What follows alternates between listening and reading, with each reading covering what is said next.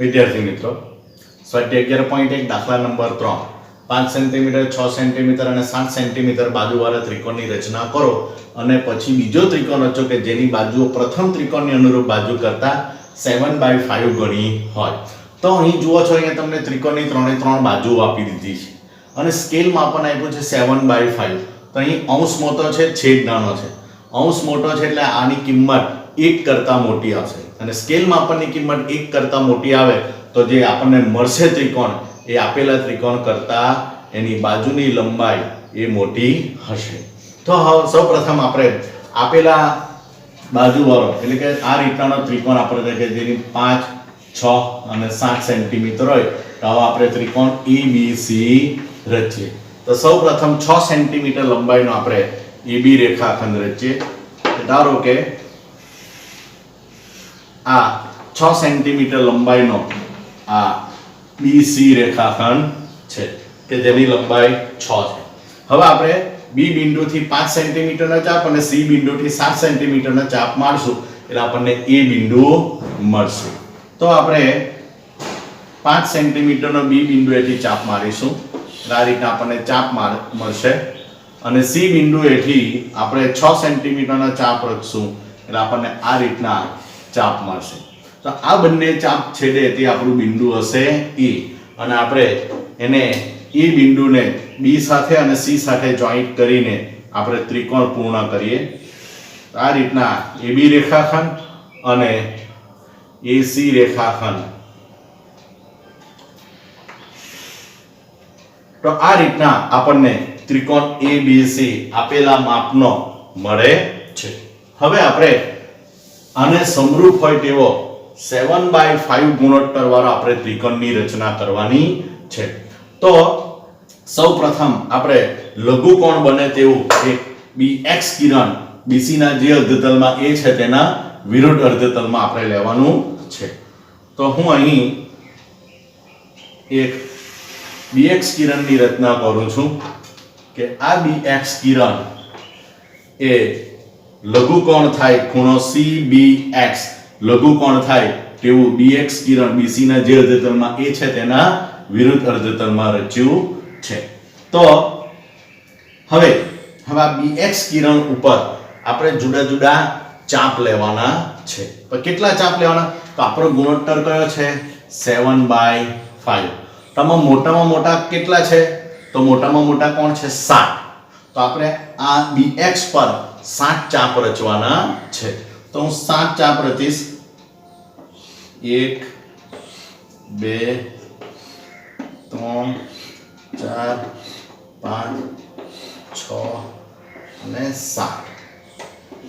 આ રીતના આપણે 7 ચાપ રચવાના છે. આપણે એને નામ આપી દઈશું B1 B2 B3 B4 B5 B6 B7.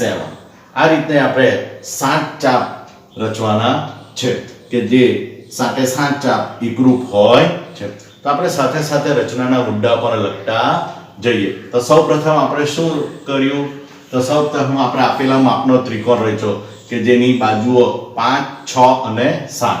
એટલે આપણે લખી શકીએ કે AB બરાબર 5 સેન્ટીમીટર, BC બરાબર 6 સેન્ટીમીટર અને AC બરાબર 7 સેન્ટીમીટર હોય તેવો ત્રિકોણ ABC રચો. ત્યાર પછી આપણે બીજું શું કામ કર્યું? BX કિરણ રચ્યું પણ કેવું? ખૂણો CBX લઘુકોણ થાય તેવું. તો BX કિરણ એવું રચો કે જેથી ખૂણો CBX લઘુકોણ થાય. તા રચ્યું છે BC ના જે અર્ધતલમાં એ છે તેના વિરુદ્ધ અર્ધતલમાં. ચાલો ત્રીજો મુદ્દો આપણે શું લખીશું કે BX કિરણ પર B1 B2 B3 B7 બિંદુ એવા મેળવા કે જેથી B1 બરાબર B1 B2 બરાબર B2 B3 બરાબર B6 B7 થાય. આપણે લખી શકીએ કે BX કિરણ પર B1 B2 B3 B7 બિંદુ એવા મેળવો કે જેથી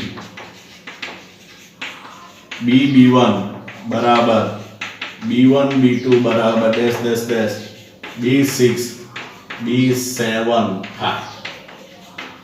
આ આપણો ત્રીજો મુદ્દો.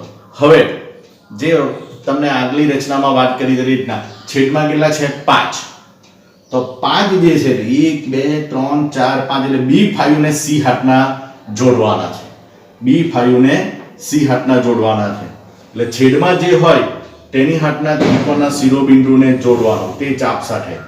બરાબર, એટલે છેદમાં 5 છે તો આજે આપણે ચાપ માર્યા તેમાં પાંચમા ચાપથી તમારે ત્રીજા બિંદુને જોડવાનું છે. હવે અંશ જે છે, અંશ એટલે 7 છે, અંશ માટે B7 માંથી આપણે B5C ને સમાંતર રેખા રચવાની છે. એટલે આ રીતના આપણે આને સમાંતર રેખા રચે એટલે આમ આવશે એટલે આ કિરણને આપણે લંબાવવું પડશે. એટલે હું અહીંયા આ BC ને થોડુંક આગળ લંબાવું છું. તો આ રીતના આ એક કિરણ રહેશે. હવે B7 માંથી આપણે B5C ને સમાંતર રેખાખંડ રચવાનો છે. એટલે આ જે ખૂણો છે એ જ ખૂણો આપણે અહીંયા રચીશું B7 આગળ તો આપણને સમાંતર રેખાખંડ મળશે. તો એના માટે B5 ઉપર પરિકર મૂકીને આપણે એક અનુકૂળ ત્રિજ્યા લઈને ચાપ રચીશું. એ જ ચાપ આપણે ક્યાં મૂકવાનો છે B7 આગળ અને એ જ દિશામાં તમે ચાપ મારો. પછી આ ખૂણાની જે પહોળાઈ છે એટલો ચાપ લઈશું. તો આટલી પહોળાઈ છે તેટલો ચાપ લીધો અને એ ચાપ આપણે આ ચાપ ઉપર મૂકીને મારીશું. આ રીતના આપણને ચોકડી મળશે અને એ ચોકડીને જોડતી B7 માં આપણે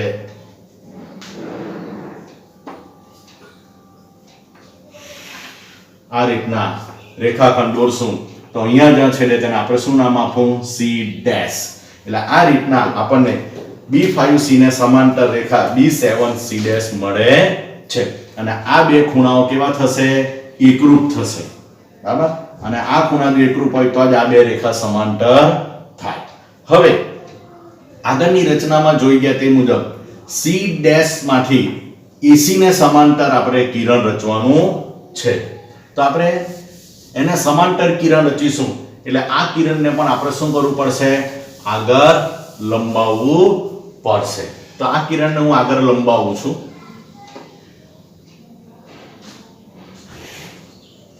અને હવે મારે ક્યાંથી રચવાનું છે C ડેશ માંથી AC ને સમાંતર એટલે C આગળ જે ખૂણો છે એ જ ખૂણો આપણે C ડેશ આગળ રચીશું. એટલે C બિંદુએ મૂકીને એક અનુકૂળ ત્રિજ્યાનો ચાપ રચો. એ જ ચાપ તમારે C બિંદુએ મૂકીને રચવાનું છે. હવે આટલી જે આ ખૂણાની પહોળાઈ છે એ પહોળાઈ જેટલું ચાપ લો પરિકરથી અને એ આ જે ચાપ રચ્યો ત્યાં મૂકીને મારવાનું છે આ ચાપ ઉપર. એટલે તમને એકરૂપ ખૂણો મળશે અને સમાંતર રેખાખંડ પણ મળશે. તો આ રીતના આ ચોકડી અને C ડેશ ને જોડતું આપણે રેખાખંડ દોરી દઈશું. તો અહીંયા જ્યાં છેદશે તેને આપણે નામ આપીશું A ડેશ. તો તમે જુઓ છો કે આ 7/5 એટલે આ સ્કેલમાં પણ 1 કરતા મોટું છે. એટલે આપણો મૂળ ત્રિકોણ ABC છે એના કરતા મોટી બાજુવાળો A dash B C dash ત્રિકોણ આપણને મળે છે. તો આ રીતના આપણને આપેલા સ્કેલમાં પણ વાળો અને આપેલા ત્રિકોણનો સમરૂપ ત્રિકોણ મેળવી શકીએ છીએ. તો હવે મુદ્દાની વાત કરીએ તો આપણો ચોથો મુદ્દો. તો આપણે આ બિંદુ મેળવા પછી આપણે B5C ડેશ ને જોઈન્ટ કર્યું હતું રેખાખંડ એટલે B5C રેખાખંડ દોરો. હવે આ રેખાખંડ દોરીને એ રેખાખંડને સમાંતર આપણે ક્યાંથી દોરેલું B7 માંથી. તો પાંચમો મુદ્દો આવશે આપણો કે B7 માંથી B5C રેખાખંડને સમાંતર રેખા દોરો જે કોને છેડે છે BC કિરણને C ડેશ માં જે BC કિરણને C ડેશ માં છેડે છે જેથી કયા ખૂણા સરખા થશે B5C એકરૂપ B7C ડેશ જેથી ખૂણો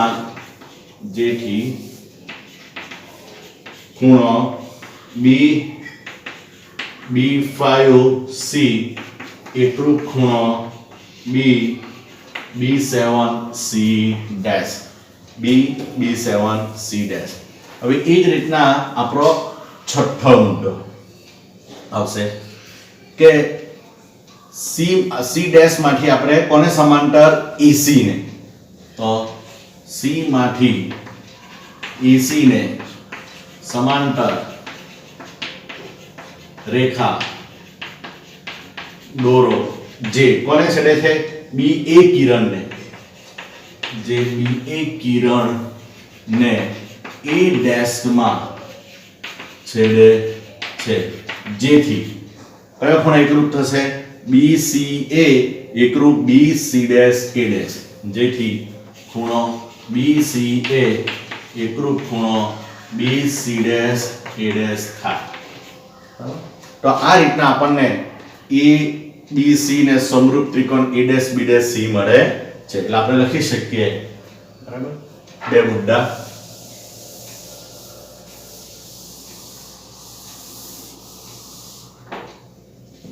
આમ ત્રિકોણ A dash B C dash A dash B C dash એ માગ્યા મુજબના માપનો ત્રિકોણ ABC ને સમરૂપ ત્રિકોણ છે અને ત્રિકોણ A dash B C dash ની અનુરૂપ બાજુ અને ત્રિકોણ ABC ની અનુરૂપ બાજુઓ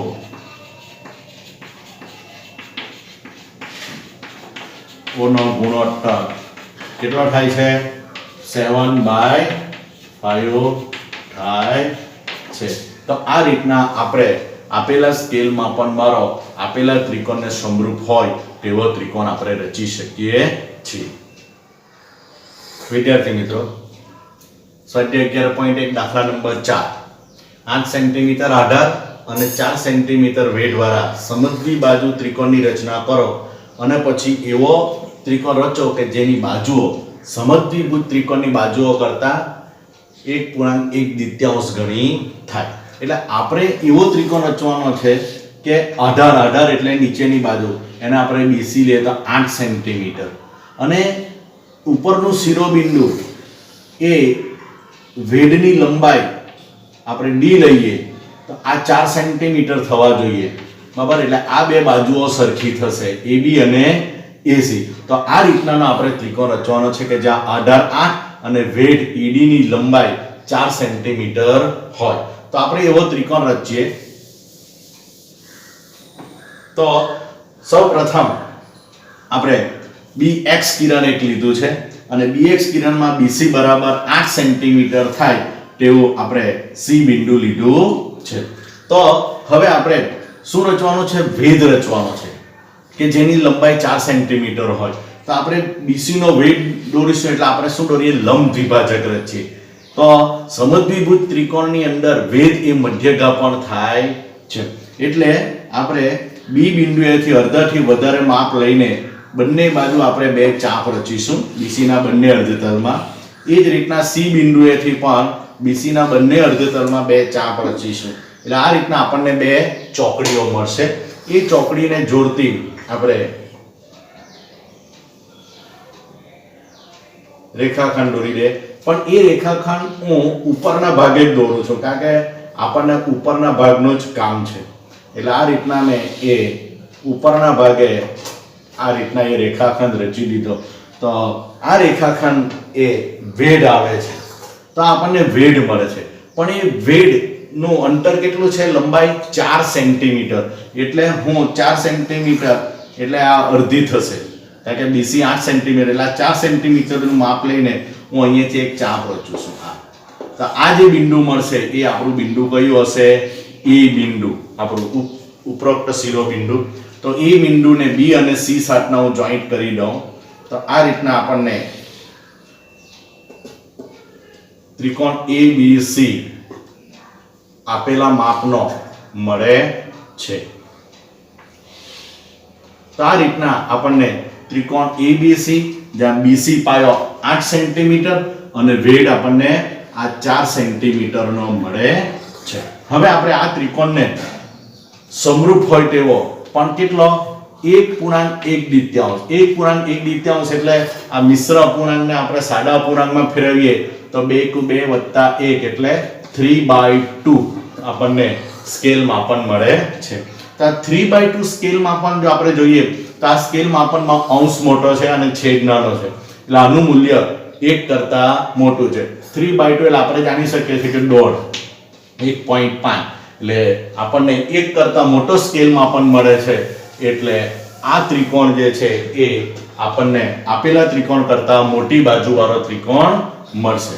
તો આપણે આટલું જે કર્યું એના મુદ્દાની જો વાત કરીએ તો મુદ્દા લખી લઈએ પહેલા કે પાયો BC બરાબર 8 સેન્ટીમીટર અને વેડ ED બરાબર 4 સેન્ટીમીટર થાય તેવો સમદ્વિભુજ ત્રિકોણ ABC રચો.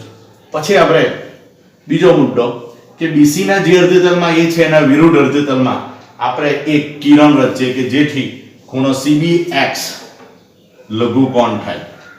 તો એવું આપણે એક ત્રિકોણ રચીએ.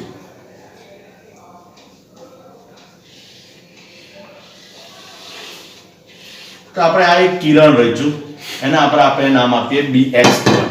તો BC ના જે અર્ધતલમાં A છે એના વિરુદ્ધ અર્ધતલમાં BX કિરણ રચ્યો કે જેથી ખૂણો CBX લઘુકોણ થાય. તો આ રીતના આપણે BC ના જે અર્ધતલમાં A છે એના વિરુદ્ધ અર્ધતલમાં આપણે BX કિરણ રચ્યું. હવે આપણે જે રીતના આગળ રચનાઓ કરી છે તો તે રીતના આપણો ગુણોત્તર કેટલો છે 3/2 એટલે આમાં મોટા મોટા કેટલા છે 3. તો આપણે BX કિરણ પર 3 એક સરખા ચાપ લેવાના છે. તો આપણે 3 જ ચાપ છે એટલે જરાક મોટા લઈશું. આપણે એ ચાપના નામ આપી દઈશું B1 B2 B3. તો આપણો આગળનો મુદ્દો થશે કે BX કિરણ પર B1 B2 B3 બિંદુઓ એવા લો કે જેથી B1 બરાબર B1 B2 બરાબર B2 B3 થાય. તો આ રીતના આપણો આગલો મુદ્દો થશે. હવે આપણે શું કરીશું આગળ કીધું તેમ છેદમાં કેટલા છે 2. તો 2 માંથી આપણે એટલે કે B2 માંથી આપણે C ને જોઈન્ટ કરતો રેખાખંડ દોરીશું. એટલે B2C ને જોઈન્ટ કરતો આપણે એક રેખાખંડ રચીશું. અને અંશમાં કેટલા છે તો અંશમાં 3 છે. તો B3 માંથી આપણે B2C ને સમાંતર રેખાખંડ રચવાનો છે. એટલે આપણો આગલો મુદ્દો થશે B2C દોરો જે આપણે રચી. હવે B3 માંથી B2C ને સમાંતર રેખાખંડ રચવાનો છે B3 માંથી. અને એ કઈ રીતના આપણે રચીશું કે B2 આગળ જેટલા માપનો ખૂણો છે એટલા જ માપનો ખૂણો B3 બિંદુએ પણ રચવો પડશે તો જ આપણને એ સમાંતર મળશે. તો આપણે આગળની રચનાઓમાં જોઈ ગયા તે રીતના B2 ને કેન્દ્ર લઈ અનુકૂળ ત્રિજ્યાનું એક ચાપ રચો. એ ચાપ તમારે B3 આગળ મૂકીને એ જ ચાપ રચવાનું છે. અને પછી આ ખૂણાની જેટલી પહોળાઈ છે એટલો ચાપ લેવાનો રહેશે કે જેથી તમને એકરૂપ ખૂણો મળે. અને એ ચાપ બેઠો એ જ દિશામાં ઉચકીને આગળ મારેલા ચાપ ઉપર મૂકીને એ ચાપ મારવાનો રહેશે. અને આ જે ચોકડી મળી તે અને B3 બિંદુને જોડતો તમે રેખાખંડ રચી દો.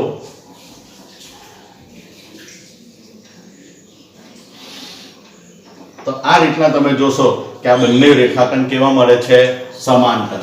એટલે આના આપણે શું નામ આપી દઈશું C' નામ આપીશું. એટલે આપણો આગળનો મુદ્દો થશે કે B3 માંથી B2C રેખાખંડને સમાંતર રેખાખંડ દોરો જે BC કિરણને C' માં છેદે છે જેથી B2C ખૂણો અને B3C' ખૂણો એકરૂપ થાય. હવે આપણે ફરીથી C' માંથી AC ને સમાંતર પાછો રેખા દોરવાની છે કે જે બંને પણ સમાંતર હોવી જોઈએ. એ પણ ખૂણો ACB જેટલા માપનો છે એટલા જ માપનો ખૂણો આપણે C' બિંદુએ રચીશું તો આપણને સમાંતર રેખાખંડ મળશે. હવે આપણે C' માંથી AC ને સમાંતર રેખાખંડ રચીશું બરાબર કે જેથી ખૂણો C આગળ જેટલા માપનો ખૂણો છે એટલા જ માપનો ખૂણો C' આગળ આપણને મળશે. તો તે માટે C ને કેન્દ્ર લઈ અનુકૂળ ત્રિજ્યાનો એક ચાપ રચીશું એ જ ત્રિજ્યા વડે સી ડેશ ને કેન્દ્ર લઈ આપણે એક ચાપ રચીશું. હવે આ ખૂણાની જે પહોળાઈ છે એટલી પહોળાઈ આપણે લઈશું અને એ આગળના ચાપ ઉપર મારીશું એટલે આપણને આ રીતના એક ચોકડી મળશે અને એ ચોકડીને આપણે જોડતું રેખાખંડ દોરીશું જે BA કિરણને આ BA કિરણને થોડુંક આપણે લંબાવી લઈએ.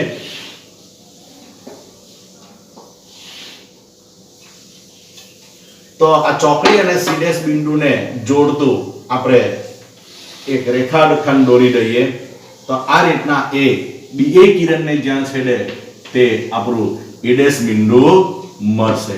તો આ રીતના આપણને ABC સમદ્વિભુજ ત્રિકોણને અનુરૂપ હોય તેવો A', B, C' આપણને ત્રિકોણ મળે છે કે જેને અનુરૂપ બાજુઓ આપેલા ત્રિકોણ કરતા 3/2 ગણી આપણને જોવા મળે છે. તો આપણે ત્રીજો મુદ્દો લખી શકીએ છેલ્લે કે C' માંથી AC ને સમાંતર રેખા દોરો કે જે BA કિરણને A' માં છેદે છે. તો છેલ્લે આપણે આ રીતના આપણને ABC ત્રિકોણ અને A', B, C' ત્રિકોણ મળે છે. તો આપણે છેલ્લે લખી શકીએ કે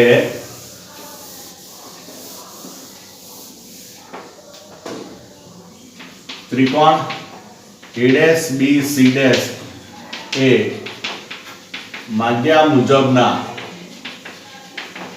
માપનો ત્રિકોણ ABC ને સમરૂપ ત્રિકોણ છે,